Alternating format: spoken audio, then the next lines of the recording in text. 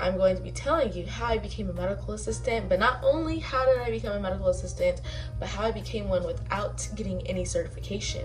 When it comes to becoming a medical assistant, you have to decide which route you want to take. I don't want to just sit here in front of the camera and just talk to you. I'd rather do something a little bit more interactive. So today I'm going to be doing like a mini get ready with me for work, where I'm going to be doing my makeup and then telling you how I became a medical assistant. Hope you guys enjoyed the style of the video. Now without further ado, let's get right into it. I don't really wear makeup going to work, and that's because I just don't feel the need to. But I stayed up all night watching Squid Game, and I have to do my makeup. It's just no way around it. I'm going to be telling you how I became a medical assistant, but not only how did I become a medical assistant, but how I became one without getting any certification. Guys, it's editing Soraya. I cannot believe I forgot to add this in the video. But quick disclaimer, certification varies state to state. Some states require certification, some states don't. The best way to know if your state requires it is to do a Google search. All you have to do is type in, do you have to be a certified medical assistant in blank? Fill in the blank with your state. It should be like one of the first 3 links in the website. Is called Accredited Schools Online, and it tells you directly what kind of certification is required, if it's not required. It gives you all that information, but continue watching if your state does not require certification. Simple short answer without being certification is I simply applied.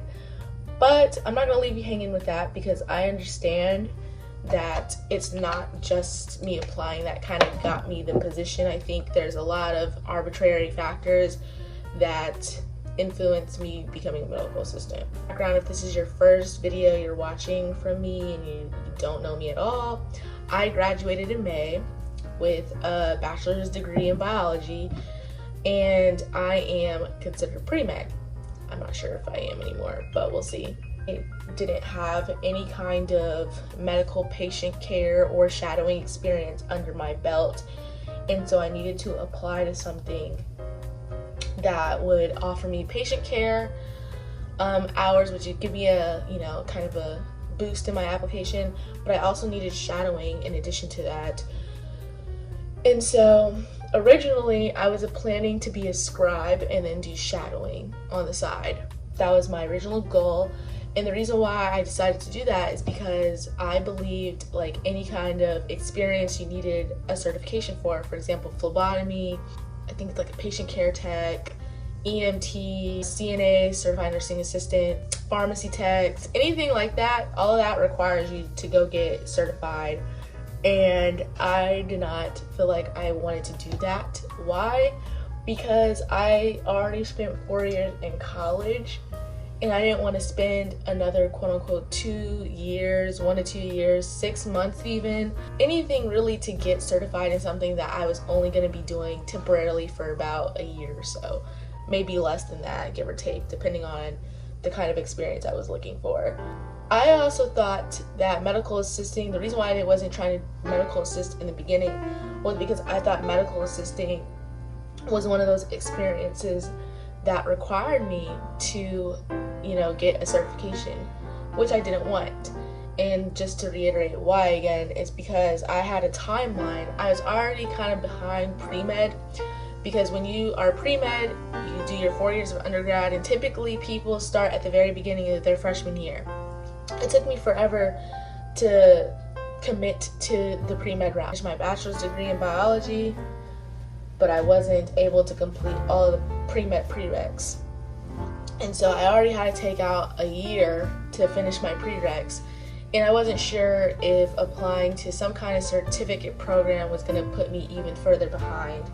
And so I wanted to work smarter, not harder, and I wanted to apply only to programs that would guarantee me an acceptance, allow me to get experience while taking my post-bac classes. So that's the little story behind me, and kind of what I was looking for. Now, along the journey, what ended up happening was I had a friend who ended up telling me, because what was happening was after I graduated, I started applying for various positions, and I was avoiding the medical assistant jobs, phlebotomy jobs, all those jobs that I thought required certification. And I ended up applying to just kind of medical scribe jobs, and I was just applying to entry-level stuff like front desk positions at hospitals or clinics, and I wasn't landing those because, believe it or not, even though you're not required to get a certification for medical scribes, they expect you to have a ton of scribe experience. And I'm like, how do I have a scribe? I need scribe experience. So I was struggling extremely to come up with how I was going to get this experience. And so I ended up talking to a friend who was a medical assistant, and I just asked her out of curiosity how she did it, what program she had applied to get it done, and how long, because at that rate I was like, maybe I am going to have to get my certification for one of these programs because I'm not getting acceptances to anything. And so my friend, who's a medical assistant, told me, oh, I didn't get a certification, I just applied. And I was like, what? I said, I thought you had to be certified to be a medical assistant. She said, nope, you don't have to be certified to become a medical assistant. So that's when that changed the trajectory of my application. I started applying for medical assistant positions, and any medical assistant position that said that they required certification, I obviously did not apply for. I applied to over 28 different jobs, and I wasn't getting any at first. And that's because typically those applications wanted a lot more experience that I didn't have, or whatever the case was. And then finally, literally the job that I landed at a dermatology office just kind of fell into my laps.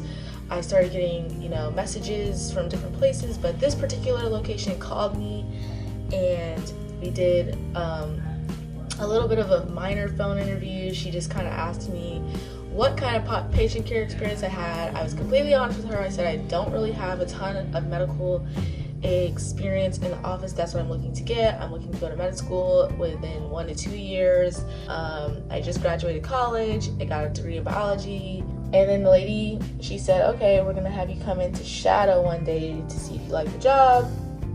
And after that, I went to go shadow. The rest was history. She asked me if I liked it. I said yeah. She literally hired me. And I know that sounds pretty simple and easy as that, but I will say it took a lot of work for me to get that position because of the fact that I didn't have certification. A lot of jobs didn't even really open my application, and if they did open it, they didn't really want to give me the position initially. They would say, oh, we want you to come in and shadow. You can come in and shadow for a week, once a week, or whatever the case is. Simple answer, I literally applied and I just got the job. But I don't think I just got the job. Like, I don't want that to be the thing you take away from this video, like, oh my god, you can just apply and get it. Like, no, I feel like there's several factors that helped influence it. I did have a bachelor's degree, so it's not like I didn't have any kind of educational background. I don't have any educational background in medical assisting whatsoever, but my background in biology can help to a degree when it comes to just knowing basic science. That I feel like was helpful. I also had a really good resume where I had a lot of volunteer experience working in clinics. So even though I didn't necessarily have medical assisting experience, I did have a little bit of patient interaction experience, basically. And then the last contributing factor is just how I was able to present myself to this person. Even though I didn't have like a solid interview on the phone, I was able to articulate exactly why I wanted the job, what I was expecting to get from the job, and yeah, she liked me. I came in and shadowed, and then when I shadowed, I got to speak with the doctor who owned the practice, and I basically told her the same thing that the person who hired me asked. Just honesty. I just was honest about what I was doing. So that brings me to you all as far as what you should do when you're looking to become a medical assistant. I really feel like if you are in this for the long haul and you're looking for a career or a very long-term position, then I would highly recommend you get your certification for a few reasons. One, it is very difficult to get a job without your certification because most practices, hospitals, etc. are looking for experience. Why? Because it's a fast-paced environment, and oftentimes they don't really feel like teaching you from the beginning when they are busy and have a lot of patients, high volume. They're trying to get through the day, they're trying to get everybody, through. They don't have time to be sitting around and trying to teach you step by step what to do. You can get away with that if it's like a low volume kind of practice, but if it's a high paced environment, I work in a dermatology office and it's dermatology. Not to make it sound like dermatology is not like, important, but it's not as demanding as an emergency room doctor would be. That's dealing with life and death situations. Now, God put me in a specific position that allowed me the opportunity to do that, but I can't say that opportunity exists for everybody out there. And so my recommendation to anyone who is seriously trying to get a serious job in this is to get certified. It's one, because it's just going to be super difficult for you to pick up what you need to know for the job if you're trying to do this long term and you don't have any kind of knowledge about the job. Like, I wouldn't do that to myself. If I was trying to pursue a career and I have no experience whatsoever and I have like no knowledge and I want to do it for a long time and I want to be good at it, I'm not going to just jump in it because I want to do it and then fail. I'm going to actually go get an education, go study for it, and pursue it. But if you were looking for somebody, like looking to get a little bit of experience while you're in college, or you're taking a gap year or whatever, and you're not doing this long term, I highly recommend that you save yourself your money and find a position that can offer you the ability to learn on the job and go through that process. It'll save you a lot of time.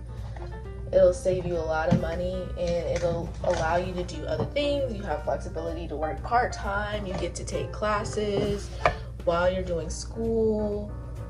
I mean, while you're medical assisting. It's a great experience. Now, there are, problems that come with that. Of course, I've had my fair share. PAs not wanting to deal with you with feeling the imposter syndrome of not knowing terminologies and that kind of stuff. I've experienced that for sure. It's all worth it for me because I am saving money, I'm getting the experience, the hours, and I don't have to waste more time going to school to get this when I can just do it on the job. And it kind of puts you a little bit ahead of peers who don't get this kind of patient experience and they just do shadowing instead.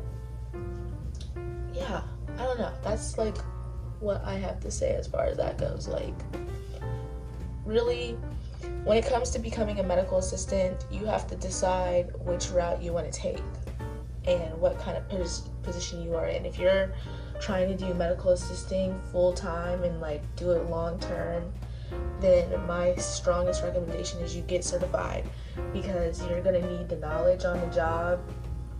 If you want a higher salary, they pay people who get certified more. That's like with any kind of job. I don't think it's with any. Like, the more experience you have, the more schooling, the more willing they're going to pay you for that, versus somebody who just, comes in and is just trying to get a little bit of experience and get something under their belt. They're more willing to pay somebody who takes the time to get schooling than somebody who is just kind of there temporarily. So that's my biggest recommendation. But regardless of your position, just understand that you need to have a good resume. I think that concludes how I became a medical assistant. I hope I did a good job explaining, and we are good on time because I am pretty much done with my makeup, so that's amazing as well.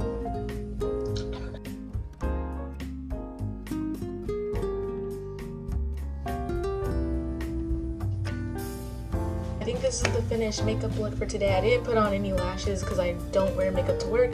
I just wanted to give me a little bit of a bright look.